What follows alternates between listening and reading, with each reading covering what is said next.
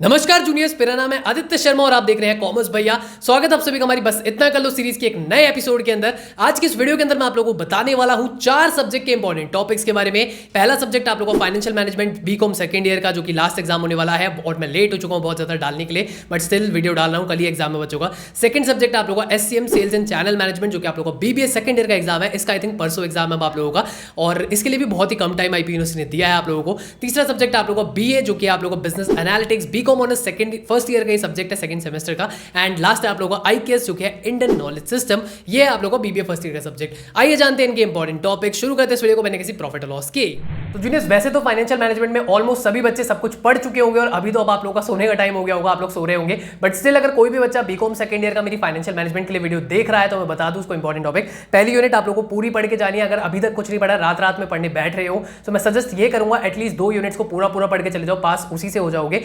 But पहली unit को पूरा कर लो। सेकंड यूनिट के अंदर आप लोग डीपीपी के बारे में कर सकते हो, जो कि आप लोग का डिस्काउंटेड पेबैक पीरियड। फिर इसके अलावा आप लोग जान सकते हैं एनपीवी, जो कि आप लोग का नेट प्रेजेंट वैल्यू और इंटरनल रेट ऑफ रिटर्न। इसके अलावा यूनिट 3 की बात करें, इसके अंदर आप लोग को कॉस्ट ऑफ इक्विटी हो गया, weighted average cost of capital हो गया। इसी के अलावा आप लोग का एनआई अप्रोच के बारे में जान सकते हो, कैपिटल स्ट्रक्चर की, और लेवरेज एनालिसिस के बारे में पढ़ के जा सकते हो। यूनिट नंबर 4 के अंदर आप लोग का वॉल्टर मॉडल है, गॉर्डन मॉडल है, जो कि डिविडेंड डिसीजन के होते हैं। एंड साथ ही साथ में आप लोगों का वर्किंग कैपिटल के न्यूमेरिकल के ऊपर क्वेश्चन आ सकता है। साथ ही साथ में आप लोगों का कैश मैनेजमेंट की थ्योरी पे भी क्वेश्चन आ सकता है। अगर हम बात करते हैं हमारे second subject sales and channel management के बारे में, यूनिट नंबर 1 में से आप लोगों को पढ़ना है यहाँ पे सेल्स पर्सोनल स्किल के बारे में। इसी के साथ साथ आप पढ़ सकते हो सेल्स प्रोसेस के बारे में, और साथ ही साथ में सेल्स फोरकास्टिंग और टेरिटरी के बारे में।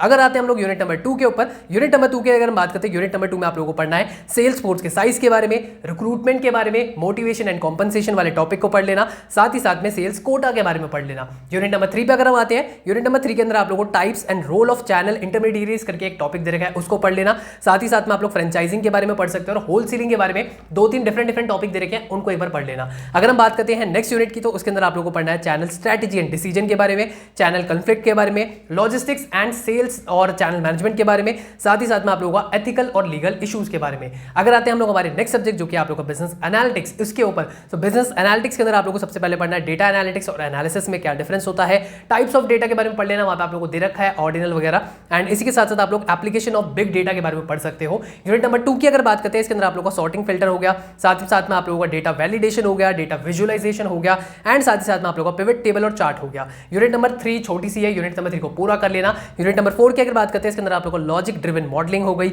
डेटा ड्रिवन मॉडलिंग हो गई, और साथ ही साथ में लॉजिस्टिक रिग्रेशन हो गया। अगर हम बात करते हैं लास्ट सब्जेक्ट की, जो कि आप लोगों का आईकेएस इंडियन नॉलेज सिस्टम, ये भी वैसे बहुत छोटा सा सब्जेक्ट है, बहुत कम ही इसके अंदर पढ़ना पड़ता है, मतलब बहुत ही कम चीजें यार। इसमें मैं इंपॉर्टेंट वैसे निकालने बैठता हूँ तो इंपॉर्टेंट निकाल ही नहीं पाता है। ऑलमोस्ट चारों यूनिट में से चारों यूनिट पूरी पढ़नी हो, ऐसा इसका सिलेबस है। पहली यूनिट की फिर भी अगर बात करते हो, तो इसके अंदर आप लोग उपनिषद के बारे में पढ़ सकते हैं, साथ ही साथ में इंडियन म्यूजिक और डांस के बारे में आप लोग पढ़ सकते हैं। पहली यूनिट में बस 2 टॉपिक बता रहा हूँ। यूनिट नंबर 2 को पूरा कर लेना, बहुत छोटी सी यूनिट है, 3 ही टॉपिक है। एक आप लोगों का लाइब्रेरी के ऊपर है, एक आप और 2 टॉपिक और है, तो उसको पूरा पढ़ लेना। यूनिट नंबर 3 की बात करें, इसके अंदर आप लोग माया या फिर इल्यूजन के बारे में पढ़ सकते हैं, अद्वैत वेदांता के बारे में पढ़ सकते हो, धर्मा के बारे में ऊपर से देख लेना, और कर्मा का कंसेप्ट भी ऊपर से देख लेना। एंड इसके अलावा अगर बात करते हैं हम लोग हमारे, इसके अलावा आप लोगों को पढ़ना है वासुदेव कुटुंबकम। हाँ, यूनिट नंबर 3 में ये भी टॉपिक है आप लोगों का, इसको भी पढ़ लेना। और यूनिट नंबर 4 अगेन कहूंगा उसको पूरा पढ़ लेना। लास्ट ईयर जो क्वेश्चंस बने थे वहां से वो पूरे ही बने थे, मतलब यूनिट नंबर 4 में से ऑलमोस्ट हर एक चीज में से क्वेश्चन बनना था। और यूनिट नंबर 4 है भी कुछ बड़ी नहीं, 1 से 2 ही टॉपिक दे रखे, उसी को घुमा फिरा के उन्होंने लिखा हुआ है बस। तो ये थे आप लोगों के 4 सब्जेक्ट्स के इंपॉर्टेंट टॉपिक्स। वीडियोस पसंद आई तो वीडियो को लाइक और शेयर जरूर करा करिए, और साथ में हम लोग मिलते हैं अगली वीडियो में। अभी के लिए इतना ही, धन्यवाद।